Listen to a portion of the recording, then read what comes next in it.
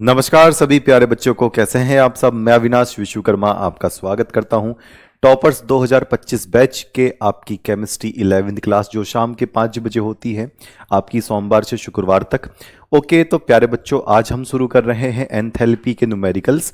Enthalpy के numericals यानी कि कल जो आपने पॉइंट सीखे थे उसके आधार पर मैं थोड़े से बेसिक बताऊंगा और फिर हम उसके न्यूमेरिकल करके देखेंगे। बड़े बड़े न्यूमेरिकल हैं तो आज 2 से 3 न्यूमेरिकल ही हो पाएगा। और जब भी आप कभी इस तरीके के बड़े क्वेश्चंस किया करो, न्यूमेरिकल किया करो, तो इनको बड़े आराम से पहले सीखो, है ना। फिर बाद में ये ना हो कि सर समझ नहीं आया, यहां से ध्यान नहीं दिया। पहले आप एक को सीखो, दूसरे को आराम से आप निपटा भी लोगे। चलिए, तो सभी शेर बच्चों को जय हिंद और शुरू कर लेते हैं आज का काम। ओके जी, तो कितने बच्चे, प्यारे बच्चे शांति से बेहतरीन तरीके से पढ़ाई अपनी जानदार लगाकर शानदार तरीके से काम कर रहे हैं, और किनके मम्मी पापा ठीक हैं, घर में सब ठीक हैं, तो जल्दी से बता देंगे सभी। ओके, और बहुत बच्चे क्या 5-10 बच्चों के दिमाग में है कि सर ने ये टॉपिक हटवा दिया होगा, ये नहीं पढ़ाया होगा। तो पहली बात प्यारे बच्चे, सिलेबस के आधार पर पढ़ा रहा हूं। दूसरी बात, मैं क्लास में जो पढ़ाता हूं उसी में ही सारे टॉपिक समाहित होते हैं। आप क्लास को ध्यान से देखो, मैं हर एक बात बता के चलता हूं, ठीक है। अगर लिखा भी होगा तो अच्छी बात है, नहीं लिखा होगा तो भी मैं बातों बातों में बता देता हूं कि इसको ऐसे है, इसको ऐसे है, ठीक है। अष्टक नियम 10th क्लास का एक टॉपिक रहा है। अष्टक नियम को मैंने उपसय संयोजन जब बंद पढ़ा रहा था तब भी मैंने बताया था कि कुछ ऐसे होते हैं जो 8 इलेक्ट्रॉन अपने चारों तरफ रखकर स्टेबल होना चाहते हैं, बाकी नहीं, ठीक है। चलिए, तो शुरू कर लेते हैं आज का हम काम। न्यूमेरिकली है, परेशान क्यों होना है। चलिए जी, तो आज का काम हम शुरू करते हैं। तो एंथैल्पी के न्यूमेरिकल्स करने हमें। सबसे पहले देखो, कल मैंने आपको बताया था कि किसको बनाने के लिए हमें क्या क्या चाहिए, ठीक है। जैसे कि मैं 2-3 बातें आपको बता दूं, 2-3 बातें पहले मैं बताकर चलूं। न्यूमेरिकल में आपको पहले बेसिक पता होना चाहिए, बिना बेसिक के आप गड़बड़ कर दोगे। जैसे मान लेते हैं a प्लस बी, आगे है c प्लस डी। मान लेते हैं इसके लिए डेल्टा H की जो वैल्यू है ये कितनी है, -100 है। कितनी है, -100। बड़े आराम से सुनिए, बड़े आराम से सुनना है, ठीक। एक अभिक्रिया है, पहले मैं बेसिक बताऊंगा आपको, बेसिक बताने के बाद फिर हम न्यूमेरिकल करेंगे। एक अभिक्रिया है a प्लस बी, आगे c प्लस डी, कोई सी है। इसके लिए डेल्टा H बराबर कितना है, -100 आ गया, ठीक। अगर मैं इस अभिक्रिया को किसी वजह से जरूरत के हिसाब से विपरीत कर दूं, घुमा दूं, उल्टा कर दूं, अगर मुझे जरूरत पड़ी तो इस अभिक्रिया को विपरीत करने पर, उल्टा करने पर, इस अभिक्रिया को विपरीत करने पर ये कैसी नजर आएगी आपको बता सकते हो। पहले मुझे ध्यान से सुन लो, ठीक है, उसके बाद मैं अपने आप अरेंज करवा दूंगा। मुझे जरूरत पड़ी, क्यों पड़ी, क्वेश्चन के हिसाब से मुझे जरूरत पड़ी कि मैं इस अभिक्रिया को उल्टा करूं, मैं बताऊंगा न्यूमेरिकल में। तो आप क्या करोगे, इसको उधर ले जाओगे, इसको उधर ले जाओगे, यानी कि इसको घुमा दोगे। और जब इसको घुमा दोगे तो जो आपका ऊष्मा का मान है, डेल्टा H का मान है, उसका चिन्ह बदल जाता है। तो अभिक्रिया विपरीत करने पर जो ऊष्मा का मान है उसका चिन्ह बदल जाता है, चिन्ह भी विपरीत हो जाता है। तो मैं क्या लिखूंगा, इसको B, इसको लिखूंगा C प्लस डी, और आगे A प्लस बी घुमा दिया मैंने। अब जो इसका जो मान है इसका चिन्ह बदलकर प्लस में हो जाएगा। एक बात ये आपको पता होनी चाहिए, ठीक है जी। ओके जी, प्रैक्टिकल के लिए मैं बीच बीच में शॉर्ट टर्म्स बनाता रहूंगा, प्रैक्टिकल का कहानी अलग है। ओके जी, ओके ओके ओके ओके। जिन बच्चों ने देखो अभी बैच खरीदा है या पहले बैच खरीदा है, अगर सिस्टमेटिक तरीके से, ठीक, ये कल की क्लास का ही मैं बता रहा हूं, कल की क्लास की तो टॉपिक बता रहा हूं। कल की क्लास में मैंने न्यूमेरिकल दिखाया, न्यूमेरिकल जो था वो मैंने आपको कहा कि पहले मैं बेसिक बताऊंगा फिर मैं न्यूमेरिकल कराऊंगा। ओके, तो पहले बेसिक समझ लीजिए, देखो न्यूमेरिकल अभी हो जाएगा। ऐसा क्यों हो जाता है आप खुद सोचो। किसी को आपने पैसे दिए तो आप क्या हो गए, गरीब हो गए। किसी से पैसे आ गए तो क्या हो जाओगे, अमीर हो जाओगे। तो ये माइनस का क्या हो जाएगा, प्लस हो जाएगा। ठीक है योगेश जी, ओके जी। ए प्लस डी क्यों आया, ए प्लस डी, ओ सॉरी ए प्लस बी, ए प्लस बी हो जाएगा, बी हो जाएगा। ठीक है, अच्छा अब ये तो हो गया पहला बेसिक। दूसरा बेसिक जरा देखेंगे, दूसरा बेसिक देखेंगे। लो जी, पहला बेसिक क्लियर हो गया। दूसरे की अगर मैं बात करूं, मान लेते हैं ये वाली अभिक्रिया है आपके पास, ए प्लस बी आगे सी प्लस डी ऐसे दे दिया, और डेल्टा एच की वैल्यू मान लेते हैं माइनस का 50 दे दी। ठीक है, या 50 दे दी। अगर इसमें किसी नंबर की गुणा होती, जैसे मान लो 2 की गुणा कर दी, 2 की गुणा करी जरूरत के हिसाब से, ये जरूरत के हिसाब से है, जरूरत के हिसाब से 2 की गुणा करी तो इन सब में 2 की गुणा करनी पड़ेगी। अभिक्रिया में यही होता है, 2 की गुणा तो इन सब में यही 2 की गुणा करनी पड़ेगी। हाँ, बिहार बोर्ड के आधार पर ही टॉपिक है, टेंशन काहे ले रहे हो।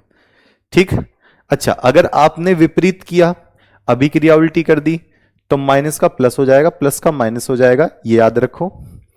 दूसरा बेसिक है, अगर आप कोई भी अभिक्रिया आपको दे रखी है और आप इस अभिक्रिया में 2 की गुणा करना चाहते हैं, 3 की गुणा करना चाहते हैं, 4 की गुणा करना चाहते हैं, तो यहां पर उतने की गुणा सब में होनी पड़ेगी।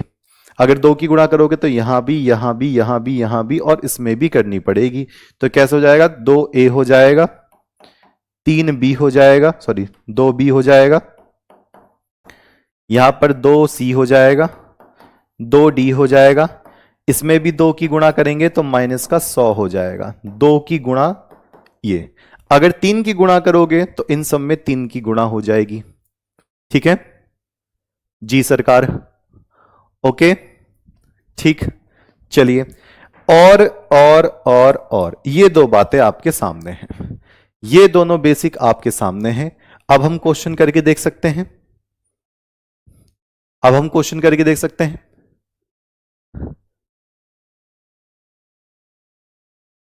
जी चलो, अब इन दोनों को ध्यान में रखना। अब हम न्यूमेरिकल करके देखेंगे कल वाला। लो जी, कल वाला न्यूमेरिकल ये रहा, CH3OH। अब देखते हैं इसको हम पूरा करके दिखाते हैं आपको, देखो कितना अच्छा लगेगा आपको। लो, CH3OH के लिए उत्पादन एंथैल्पी की गणना करनी है। पहले इसको बनाने वाली अभिक्रिया लिखनी है, उस अभिक्रिया के हिसाब से, जरूरत के हिसाब से इनको लगाना है। 3 दे रखे हैं, डेल्टा एच का मान दे रखा है। ठीक, चलो अब यहां पर मैं लेता हूं उत्तर। अब सभी बच्चे यहां पर ध्यान दें, सभी बच्चे यहां पर फोकस करेंगे एक बार, बिल्कुल आराम से, बिल्कुल फोकस तरीके से। ठीक, योगेश मौर्य आपके नेटवर्क की दिक्कत है, आवाज सभी जगह बच्चों को आ रही है। ठीक है, आपकी तरफ नेटवर्क की दिक्कत है, बारिश के टाइम में उस क्षेत्र के नेटवर्क वीक होते हैं, तो यहां तो बिल्कुल सभी बच्चों को आवाज जा रही है, बहुत अच्छी जा रही है। ठीक है, कोई भी बच्चा ब्लॉक नहीं है। ठीक, अब यहां देखेंगे CH3OH को बनाने के लिए मैं क्या करूंगा, ये मैंने कल बताया था, बताओ CH3OH को बनाने के लिए मैं क्या करूं। ये लक्ष्य है हमारा, ये क्या है, एम। तो बताओ, कार्बन लूंगा प्लस कितने हाइड्रोजन है, 4। मैं कौन सी गैस लगाता हूं, हाइड्रोजन गैस लगाता हूं। यहां ऑक्सीजन दे रखा है तो कौन सी गैस लगाऊंगा, ऑक्सीजन गैस लगाऊंगा। अब देखो, कार्बन है तो कार्बन लगा दिया, हाइड्रोजन है तो हाइड्रोजन गैस लगा दी, ऑक्सीजन है तो ऑक्सीजन गैस लगा दी। ठीक, अब इतना मुझे बता दो, बैलेंस करके, बैलेंस करके बता दो इसको जल्दी से फटाफट। बिल्कुल सही बात है, विवेक यादव ने तुरंत रिप्लाई दे दिया है जी, ओके।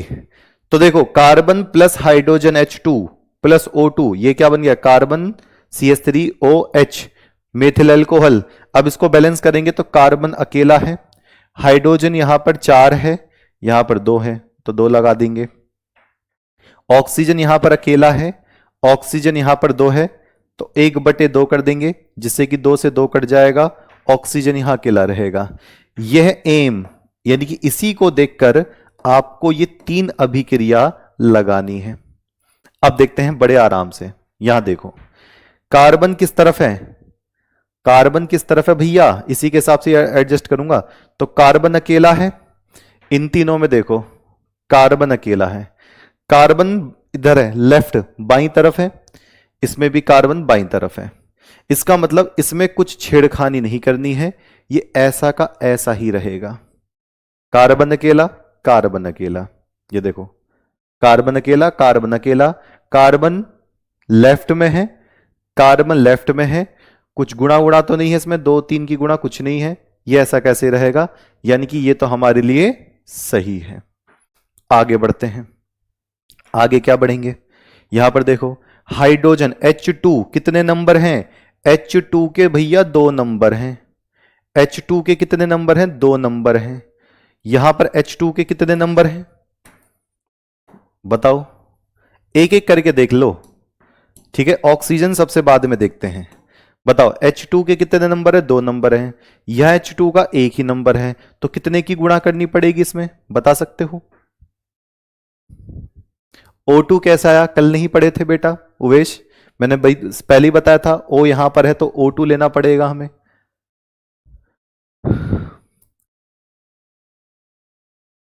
नीतीश O2 कैसा आया, आप खुद देख लो, O2 यहां पर है, O2 यहां पर है, क्योंकि यहां पर ऑक्सीजन था इसलिए मैंने O2 लिया है। ठीक, अब बता दो, कार्बन का तो हमने देख लिया, कार्बन लेफ्ट में है, इसमें भी कार्बन लेफ्ट में है, अकेला है, अकेला है, तो हमें इसमें कुछ छेड़खानी नहीं करनी है। H2 कितनी बार है, 2 बार है, यहां पर H2 1 बार है, ये भी लेफ्ट में है और ये भी लेफ्ट में, तो बताओ कितने से गुणा कर दूं इसमें, कितने से गुणा की जाए, 2 से गुणा की जाए। अब मैं 2 से गुणा करूंगा तो भैया 2 से गुणा कर देता हूं मैं, यहां मैं 2 की गुणा करूंगा तो यहां भी 2 की गुणा करनी पड़ेगी, तो 2 से 2 कट गया, यहां भी 2 की गुणा करनी पड़ेगी और इसमें भी 2 की गुणा करनी पड़ेगी। तो इसमें जब 2 की गुणा करेंगे तो कितना हो जाएगा, 6 दूनी 12 का 2, हासिल लगे 1, 8 दूनी 16, 17 का 7, हासिल लगे 1, 2 दूनी 4 और 1 5, तो माइनस का 572। ये वाला तो इसमें कोई परिवर्तन नहीं किया, कोई भी चेंज नहीं किया, तो माइनस का 393 होगा। अच्छा, ये बात हमें समझ में आ गई है। एम का मतलब है कि इसी को ही ध्यान में रखना है और इसको ऐसे ही बदलना है। अब देखो ऑक्सीजन को सबसे लास्ट में देखेंगे। अब देखो CH3OH, CH3OH हमारा किस तरफ आ रहा है, दाईं तरफ, अकेला है। CH3OH हमारा कहां आ रहा है, दाईं तरफ, अकेला। अब यहां देखो, यहां देखो, यहां देखो, ये रहा CH3OH अकेला है, लेकिन ये आ रहा है बाईं तरफ, ये आता है, ये आ रहा है अभिक्रिया के आखिरी में और ये आ रहा है अभिक्रिया से पहले। ओके, तो मैं इसको इधर कैसे पहुंचाऊं, जल्दी से बताओ। अगर मैं इस पूरे को इधर पहुंचाऊंगा तो बताओ इसका मान क्या होगा, वो वाला बच्चा बता दे जिसने अभी बेसिक को दिमाग में रख लिया है।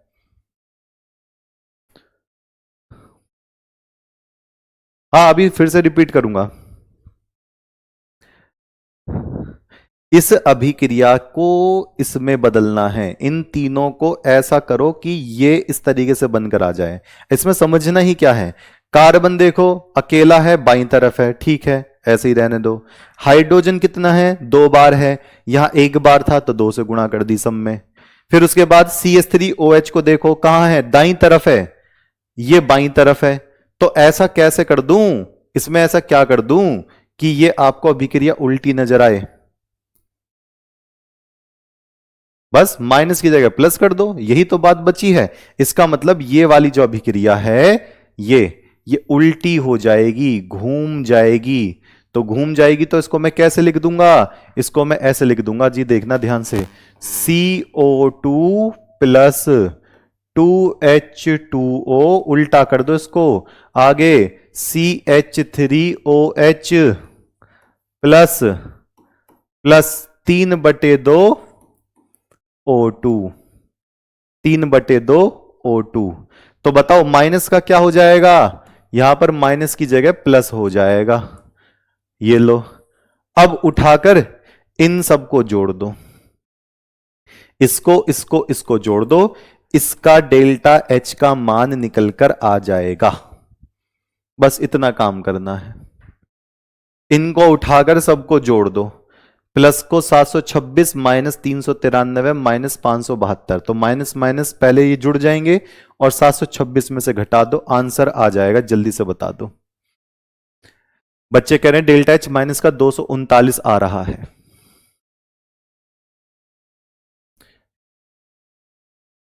जल्दी से बता दो। ये इनकी ऊर्जा दे रखी है, ऊष्माएं दे रखी हैं। बिल्कुल सही बात है। ओके, चलिए तो इन दोनों को जोड़कर इसमें से जब घटा दोगे तो इसका मान आ जाएगा। तो इन दोनों को जोड़ लेते हैं तो कितना आ जाएगा, पहले इन दोनों को जोड़ लेते हैं। इन दोनों को जोड़कर कितना आ रहा है भैया, 5 ये आ गया, 9 7 16 का 6, हाथ से लगे 1 9, तो माइनस का 965, माइनस के 965, माइनस का 965 और ये कितना है प्लस का 726। इसको जब आप घटाओगे तो कितना हो जाएगा, 15 में से 6 गया भैया, कितना हो गया 9 हो गया। 5 में से 3 गया, 5 में से 2 गया, 3 बचा।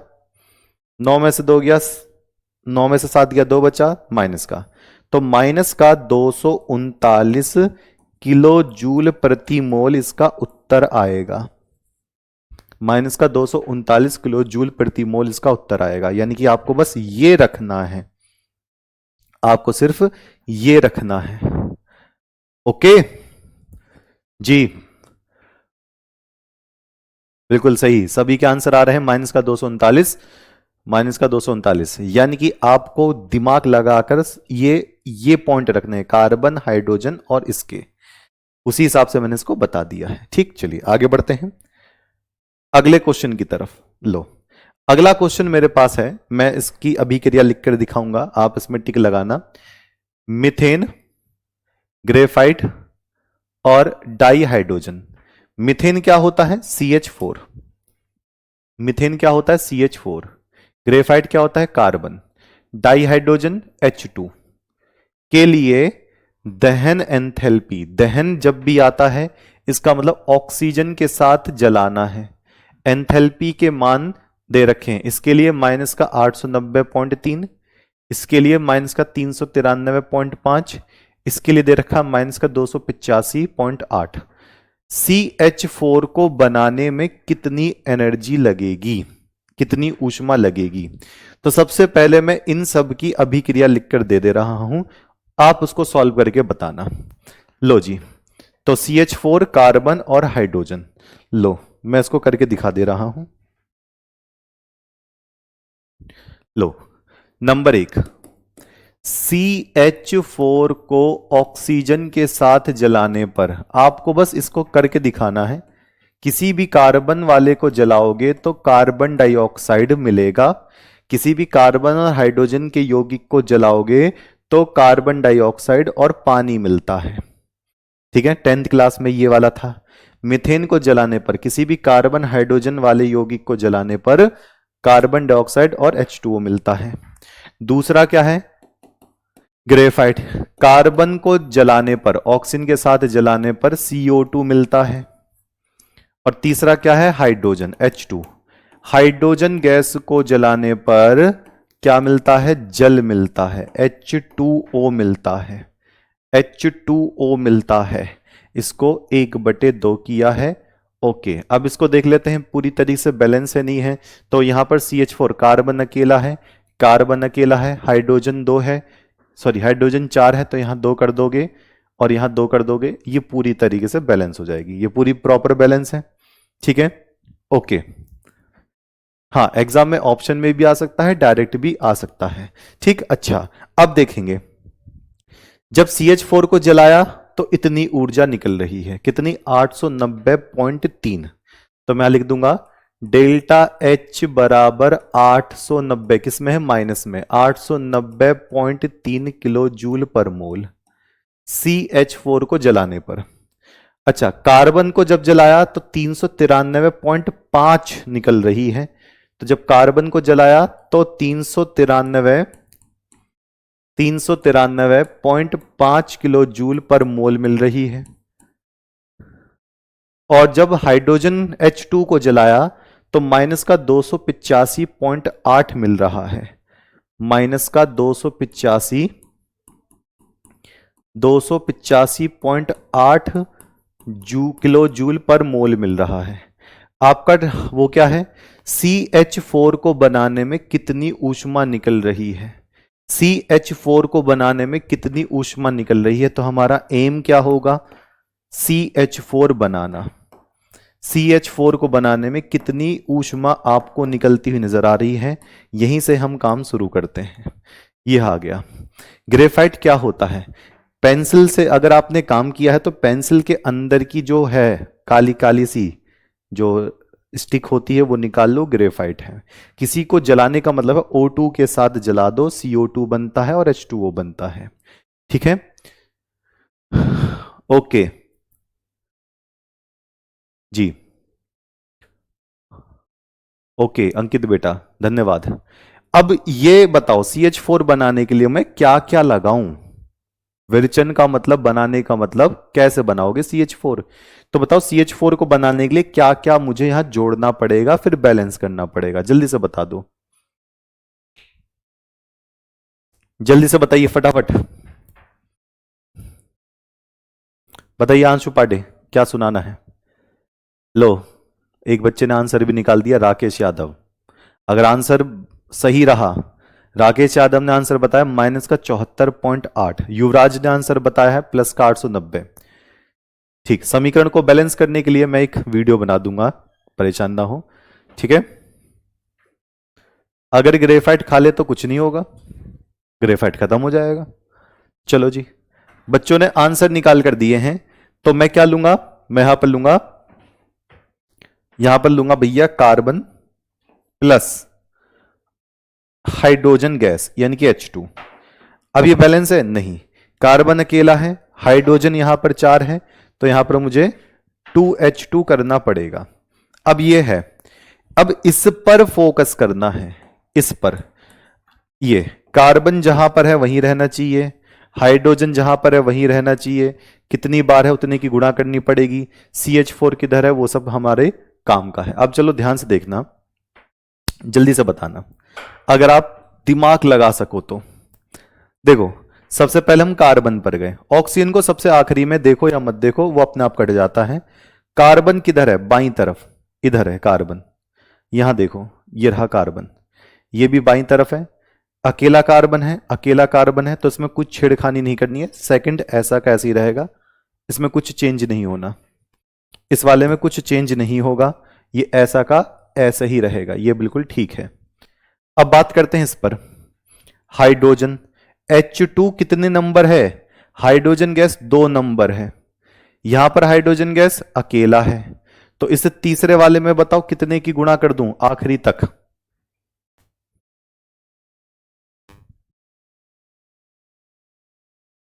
ठीक। अगर आपने जल्दी में ही कोर्स लिया है तो ऊष्मागतिकी के शुरू वाले चैप्टर से शुरू करना प्यारे बच्चे, ठीक। अब खुद बताओ, अरे मुझे देखो ना, मुझे फॉलो करो, क्या कर रहे हैं बिल्कुल समझ में आ जाएगा।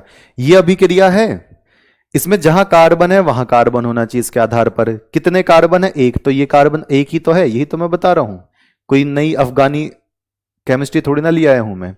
हाइड्रोजन H2 कितनी बार है, 2 बार है, अब देखो H2 कहां पर है, ये रहा, ठीक है, इस बाईं तरफ है, ये भी बाईं तरफ है, तो 2 से तो गुणा करनी पड़ेगी ना, तो कर दो, इसमें कौन सी नई बात बता रहा हूं मैं, ये तो है ही आपके पास, तो 2 से गुणा यहां पे करोगे, इसमें 2 से गुणा करोगे तो 2 से 2 कट जाएगा, इसमें 2 से गुणा करोगे तो 2 से 2 कट जाएगा, लो जी गुणा 2, 2 से 2 काट दो, इसमें 2 से गुणा करोगे तो ये हो जाएगा, इसमें 2 से गुणा करके कितना नजर आया, 2 से गुणा करेंगे तो कितना नजर आएगा बता दो, 8 दूनी 16 का 6 हासिल लगे 1, 5 दूनी 10 और 11 का 1 हासिल लगे 1, 8 दूनी 16 17 का 7 हासिल लगे 1, 2 दूनी 4 और 1 5, माइनस का 571.6, सही, ओके।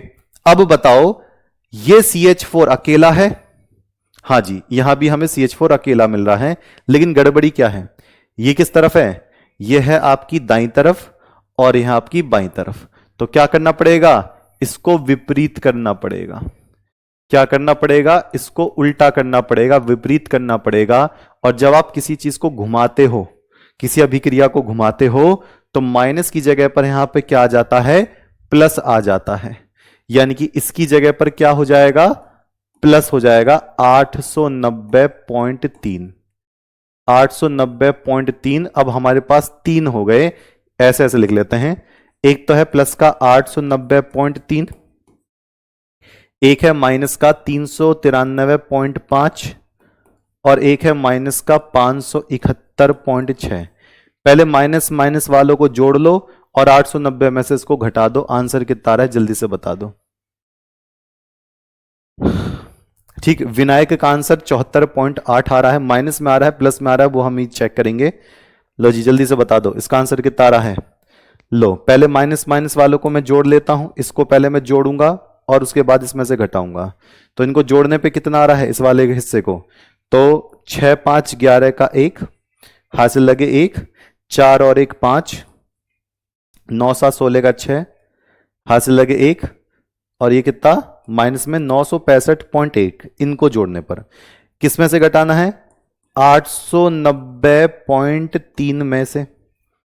तो घटा लें कितना आएगा भैया, ये तो हो जाएगा कितना, 11 में से 3 गया 8, 4 का 4, इसके बाद 16 में से 9 गया, 16 में से 9 गया तो कितना 7, किसमें माइनस में। तो इसका आंसर कितना आ जाएगा, डेल्टा एच नॉट का आंसर हो जाएगा माइनस का 74.8 किलो जूल पर मोल। 10-15 बच्चों ने तुरंत ही पहले निकाल कर दे दिया था इसका आंसर, और इससे सरल क्वेश्चन तो मैं मानता ही नहीं हूं किसी को। तो देखें कहीं आंसर दे रखा है, ये माइनस का 74.8 कहीं दे रखा है, ये प्लस में दे रखा है, ये माइनस में दे रखा है। इसका ऑप्शन क्या हो जाएगा, ए ऑप्शन क्लियर हो जाएगा। और ये वाला जो क्वेश्चन है ये एनसीईआरटी का क्वेश्चन है, एनसीईआरटी का क्वेश्चन है। कहीं ये कह दो कि सर डीप नहीं बताते हैं।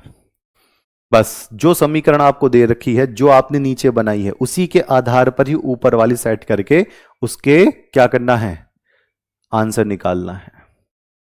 ओके समझे जी, ओके। अब एंथैल्पी का हम एक अलग क्वेश्चन करते हैं, एनसीईआरटी का। एंथैल्पी का हम एक अलग क्वेश्चन करते हैं एनसीईआरटी का।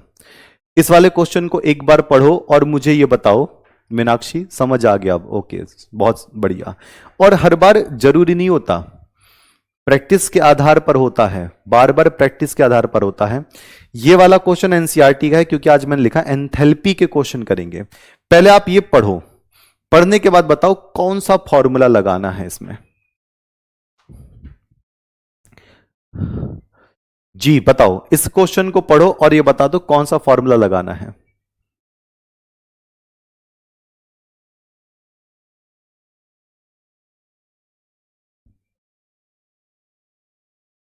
जी, जिन बच्चों की समझ नहीं आया वो दोबारा इस वीडियो को दोबारा देखना, कल की क्लास में बेसिक देखना और एक एक पॉइंट लिख कर साथ साथ लिख कर चेक करो। ओके जी। एक बम कैलोरीमीटर एक मशीन है, इस मशीन के अंदर हमने डेटा देखा, ये यहां से लेकर और यहां तक पूरी लाइन ही कचरा है, इसका कुछ करना ही नहीं है क्योंकि ये दे रखी है समीकरण हमारे सामने नीचे। डेल्टा यू का मान माइनस का 742.7 किलो जूल मोल इनवर्स पाया गया 298 केल्विन पर। ठीक, अच्छा उसके बाद इस अभिक्रिया के लिए 298 केल्विन पर एंथैल्पी परिवर्तन ज्ञात करना है। कोई बच्चा बस मुझे यह बता दे कि इसमें कौन सा फॉर्मूला आता है, कौन सा फॉर्मूला लगाएं। ये वाला फॉर्मूला बताओ, पढ़ाया था नहीं पढ़ाया था।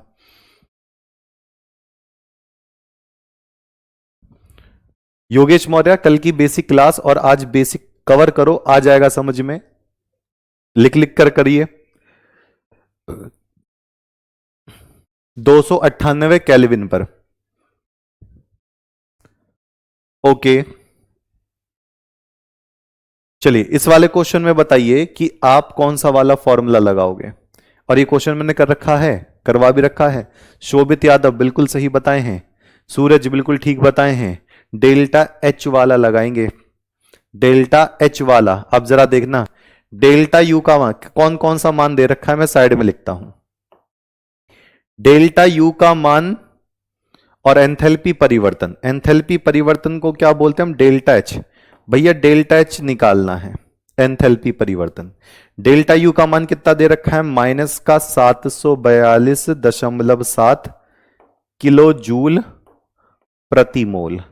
और आप ऐसे चैप्टर से गुजर रहे हो जो अच्छों अच्छों का दिमाग ब्लास्ट कर देता है, ठीक है, ओके।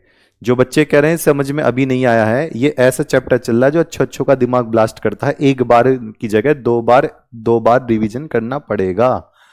इसके जब मैं एमसीक्यू लेकर आऊंगा तब भी मैं इसके क्वेश्चन कराऊंगा, अभी बिल्कुल फोकस करिए, क्योंकि इससे ज्यादा बेसिक बता ही नहीं सकता कोई भी, है ही नहीं। मैं मजबूर हूं इन क्वेश्चन में, इससे ज्यादा बेसिक और मैं बता ही नहीं पाऊंगा, और कोई टीचर ही नहीं बता पाएगा, क्योंकि ये क्वेश्चन अपने आप में है पढ़ क्वेश्चन है, भयपड़ क्वेश्चन है। कंपटीशन में अगर नीट आईआईटी में देने का चाहे आए तो आईआईटी वाले खुश हो जाते हैं, दे दो भैया अच्छा क्वेश्चन है। आप ऐसे क्वेश्चन कर रहे हो, स्कूल के क्वेश्चन ऐसे उंगलियों पर उड़ा लोगे, ठीक। चलिए, डेल्टा एच बराबर माइनस का 742.7। चलो बताना किलो जूल को मैं किस में बोलता हूं कि उसमें बदल कर लिखा करो, जो बच्चे ने ध्यान से देखा होगा, बिल्कुल सही बात है।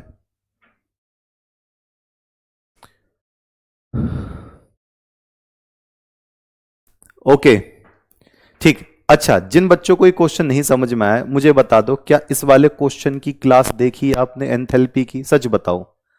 और अगर देखी है तो फॉर्मूला काहे याद नहीं है। डेल्टा यू मैंने सीधा सीधा बोला है, डेल्टा एच आपको निकालना है। तो मैंने क्या कहा था, किलो जूल को किस में बदलोगे, जूल में बदलोगे। तो जूल में बदलने के लिए 1000 से गुणा करनी पड़ेगी। तो माइनस का 742.700 जूल प्रति मोल हो जाएगा। यही तो बात मैंने बताई थी। अच्छा, टी का मान भैया कितना दे रखे हैं, टी का मान 298 दे रखे हैं, 298 केल्विन दे रखे हैं, ठीक है, ओके। मैं समझ गया बच्चों को अभिक्रिया में दिक्कत है। अभिक्रिया का इससे कोई खास मतलब नहीं है, अभिक्रिया मुझे बेसिक में बतानी पड़ेगी, क्योंकि आपने 10th क्लास में 9th क्लास में अभिक्रिया सीखी है। जब 10th क्लास आप उठाओगे, 9th क्लास आप उठाओगे, तो उसमें वही कार्बन प्लस O2 बराबर CO2। अगर ये याद नहीं है तो बच्चों को वहां गड़बड़ कर रहा है, और कुछ गड़बड़ नहीं कर रहा। मैं इतना बात समझ गया हूं। तो इसके लिए फिर मैं एक बेसिक क्लास में बताऊंगा इसको, अभिक्रिया कैसे बैलेंस करनी है, कितना लगाना है, क्या होता है, ये वाली बातें। चलिए, अब ये हो गया। आर का मान सबको पता होता है, इसके लिए कितना बताया था मैंने, 8.314 बताया था, जूल केल्विन प्रति मोल बताया था। ये हो गया। अब उठाकर एक बात आती है, फॉर्मूला लगा तो लें, लेकिन डेल्टा एन क्या होगा, बताओ फॉर्मूला, बताओ जी। डेल्टा एच बराबर delta U plus delta N R T, यही तो फॉर्मूला बताए थे। डेल्टा एच निकालना है, डेल्टा यू ये दे रखा है, आर ये दे रखा है, टी ये दे रखा है, डेल्टा एन इसका मान निकाल कर बताओ। और उन बच्चों से मैं पूछूंगा, बताओ डेल्टा एन कितना निकल कर आया है, जो बच्चे कह रहे हैं कि समझ नहीं आया। डेल्टा एन का मान बताओ। स्वाति, इसका बताइए डेल्टा एन का मान क्या होगा। प्रदुमन, आप बताओ डेल्टा एन का मान क्या होगा। ओके, जो बच्चे कह रहे हैं सब ये समझ नहीं आ रहा, तो डेल्टा एन का मान बता दो। 3 बार बताया है क्लास में। एंथैल्पी जब मैं बता रहा था, पढ़ा रहा था, तो डेल्टा एन का मान पूछ रहा था। कोई बात नहीं, 298 केल्विन पे कर लो। जी बताइए। हम्म,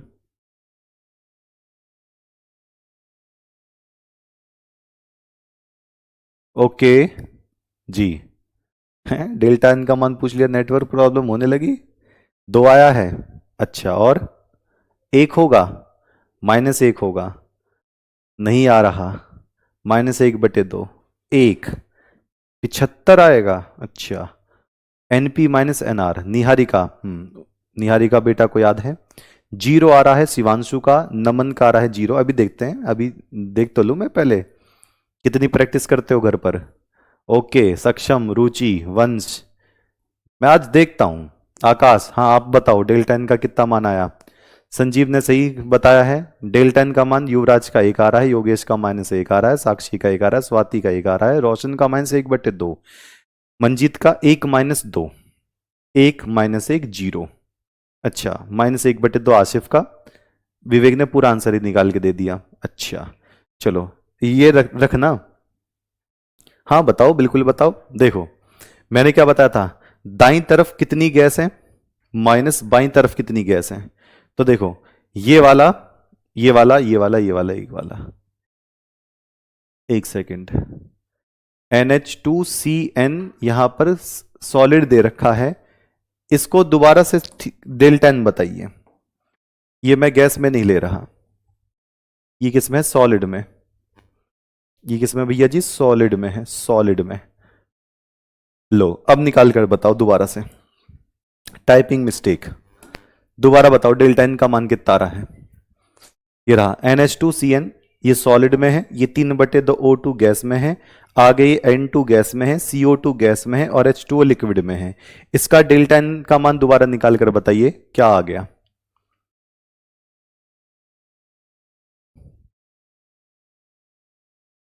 बताइए जल्दी से।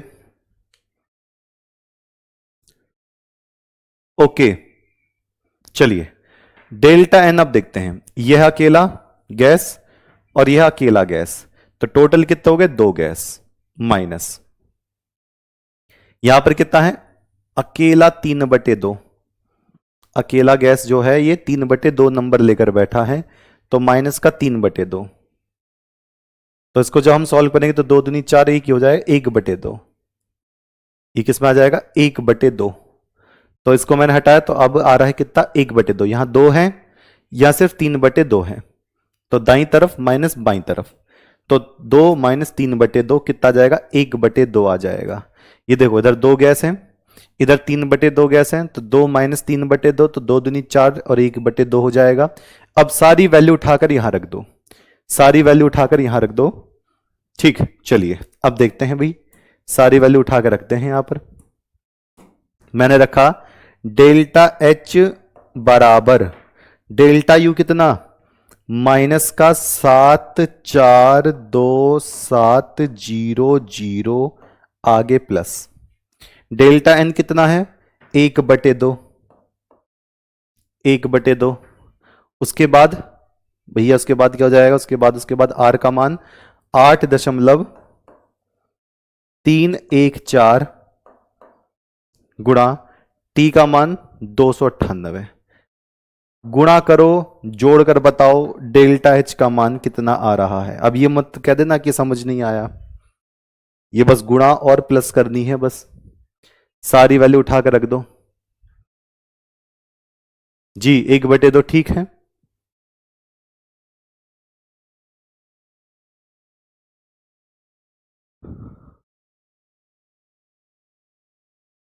जी बता दो, डेल्टा एच बराबर माइनस का 74270 प्लस 1/2, 8.314 गुणा 298।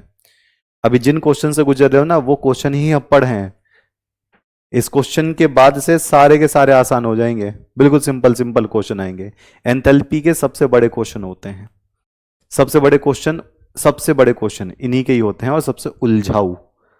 तो ये रहता है कभी कभी 5-6% रहता है, लेकिन जब इसके MCQ या प्रैक्टिस सेट लेकर आएंगे तो वो बिल्कुल हो जाएगा।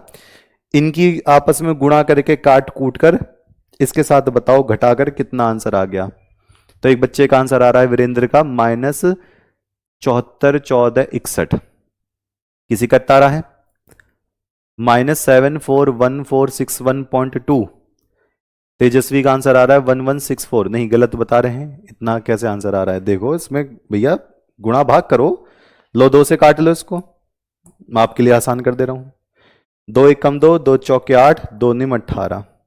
149 की गुणा इसमें करो और फिर इसमें से घटा दो, तो 8.314 की गुणा 149 में कर दोगे तो कितना हो जाएगा, 9 चौक 9 चौक 36 का 6 हाथ से लगे 3, 9 एक कम 9, 9 3 12 का 2 हाथ से लगे 1, 9 3 27 1 28 का 8 हाथ से लगे 2, 9 8 72 और 2 74, 4 चौक 16 का 6 हाथ से लगे 1, 4 एक कम 4 और 1 हो जाएगा 5, 4 3 12 का 2 हाथ से लगे 1 और 8 चौक 32 और 1 कितना हो जाएगा 33, फिर कितना हो जाएगा 4 1 3 8, जोड़ दें 6 8 9 5 4 9 9 8 17 का 7 हाथ से लगे 1, 5 2 7 और 1 8, 7 3 10 3 13 का 3 हाथ से लगे 1, 9 3 12, 1 2 3 1 2 3, तो 1 2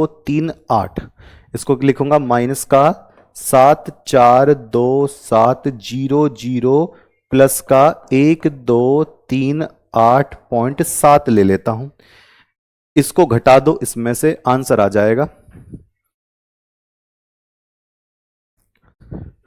बता दो, बस इसको घटाकर आंसर बता दो कितना आ रहा है, मैं यहां पर आंसर लिख दूं, जल्दी से बता दो फटाफट।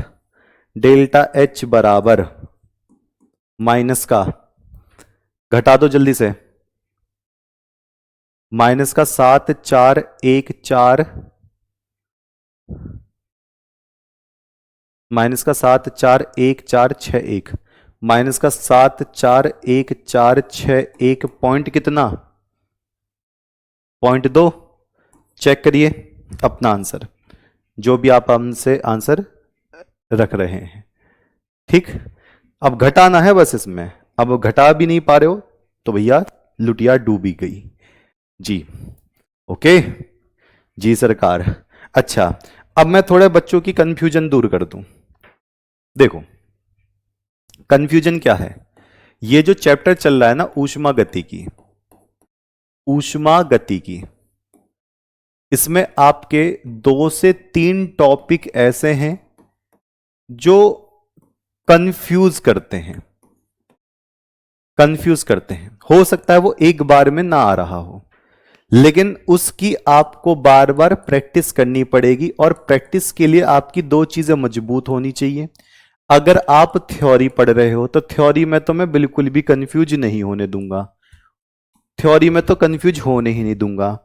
प्रैक्टिस में आप न्यूमेरिकल कर रहे हो तो न्यूमेरिकल में 2 चीजें बहुत जरूरी होती है, एक तो आपका बेसिक जो कभी कभी आपका गड़बड़ हो जाता है, और दूसरा होता है कैलकुलेशन, दूसरा क्या बच्चे, कैलकुलेशन। तो अगर आप कोई भी कंफ्यूज टॉपिक की प्रैक्टिस करते हो, थ्योरी को तो मैं कवर आराम से ही बता दूंगा, क्योंकि आपके न्यूमेरिकल में एक तो बेसिक गड़बड़ होता है और एक कैलकुलेशन गड़बड़ होती है, तो कैलकुलेशन की तो आपको अलग से प्रैक्टिस करनी ही पड़ेगी। दूसरी बात है कि जो भी कंफ्यूजिंग वाला होता है आपको 2 से 3 बार आपको लगातार वो टॉपिक कवर करना पड़ेगा, बार बार बार बार। और ये ऊष्मा गति की चैप्टर कंफ्यूजेबल है, इसी वजह से अगर मैं इसको ऐसे ना कराऊं, मैं बता रहा हूं, आप जब इसको पहली बार कोई भी बच्चा इसको पढ़ता है ना तो 100% पूरे चैप्टर में से 20% ही समझ में आता है, ये चैप्टर इतना बुरा है। लेकिन मैंने इसको इस तरीके से बनाया है कि आपको 70 से 80% इस चैप्टर को समझा के चलूंगा, जो 10-12% जो होंगे हम उसको बार बार क्वेश्चन में लेते रहेंगे। ये है बीएससी में जब ये चैप्टर आता है तो बीएससी वाले बालकों का गला सूख जाता है, तो इस बारी बात पर फोकस जरूर कर लेना कि एक बार में अगर नहीं आ रहा है तो इसको दोबारा यही बात करनी है, क्योंकि आप ऐसे वैसे चैप्टर से नहीं गुजर रहे हो, बेहतरीन लेवल का चैप्टर है, इसी वजह से चैप्टर काटा ही नहीं गया, ना तो ये चैप्टर 11th में काटा गया, ना ये चैप्टर काटा गया बीएससी में, ना ये चैप्टर काटा गया भैया किसी भी कंपटीशन में, नीट में भी यही चैप्टर आता है, आईआईटी में भी यही चैप्टर आता है। क्यों नहीं काटा पता है, बच्चों का गला सुखाने वाला चैप्टर है।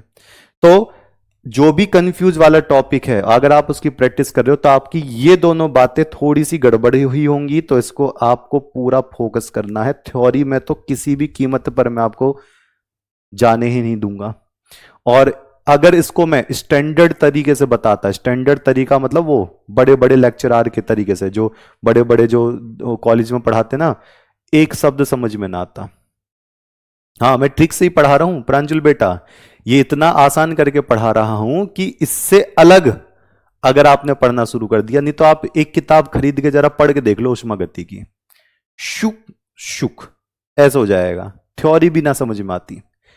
ट्वेल्थ में इसके पॉइंट हैं अंदर, ट्वेल्थ में पूरा चैप्टर नहीं है, ट्वेल्थ में पूरा चैप्टर आती नहीं है, फिजिक्स में आपको जान खाएगा थोड़ी थोड़ी। चलिए ओके, ठीक, मिलते हैं कल इसके नेक्स्ट वाले टॉपिक के साथ। जब आप इसका एमसीक्यू करोगे तब हम इसको पूरा कवर करेंगे, और एमसीक्यू दूसरी वाली आ रही है। हाँ, बेसिक वाली बात है, क्योंकि देखो अब मैं कहूंगा तो मैं बता रहा हूं, जैसे मान लो कि आपको अभिक्रिया मैंने लिख कर दी, बच्चे ने 10th क्लास में अभिक्रिया याद ही नहीं करी, तो मैं तो ये कहूंगा ना कि देखो बेसिक ये वाला है, हम यहां 2 लगाते हैं 3 लगाते हैं, ये होता है बेसिक, अभिक्रिया लिखना बैलेंस करना ये बेसिक है। अगर वहीं पर अटक गए तो न्यूमेरिकल क्या करोगे, कद्दू, नहीं हो पाएगा। कैलकुलेशन पे अटक गए, न्यूमेरिकल पूरा हो नहीं पाएगा, गई कहानी। ठीक है, तो मैं समझता हूं सारी बातें, मैं खुद इस चैप्टर को 4 बार पढ़ा हूं, तब जाकर लगा हाँ 90% ठीक है। ओके, ठीक है जी। और मैं जितना डीप जा सकता हूं बहुत डीप जा सकता हूं, पर सिलेबस में वो चीज हो तभी तो। आप मेरी हर एक बात को ध्यान से सुन लो, केमिस्ट्री नेक्स्ट लेवल पर होगी। ठीक है, चलिए तो आज के लिए इतना ही, कल हम मिलेंगे ऊष्मागतिकी के द्वितीय नियम से और ऊष्मा धारिता, हीट कैपेसिटी। ओके, उसमें हम काम भी करेंगे एंट्रोपी वाला भी। ये 3-4 टॉपिक्स हैं जिनको हम क्रम में लेकर चलेंगे, जो भी टॉपिक आएगा परेशान नहीं होना, मैं आपको बेहतरीन तरीके से कराऊंगा। हाँ, मैं समझ गया कि बच्चे समीकरण को बैलेंस करना ही नहीं सीख पा रहे हैं, तो वो न्यूमेरिकल तो हार्ड लगेगा ही। ठीक है, चलिए तो मिलते तब तक के लिए, नमस्कार।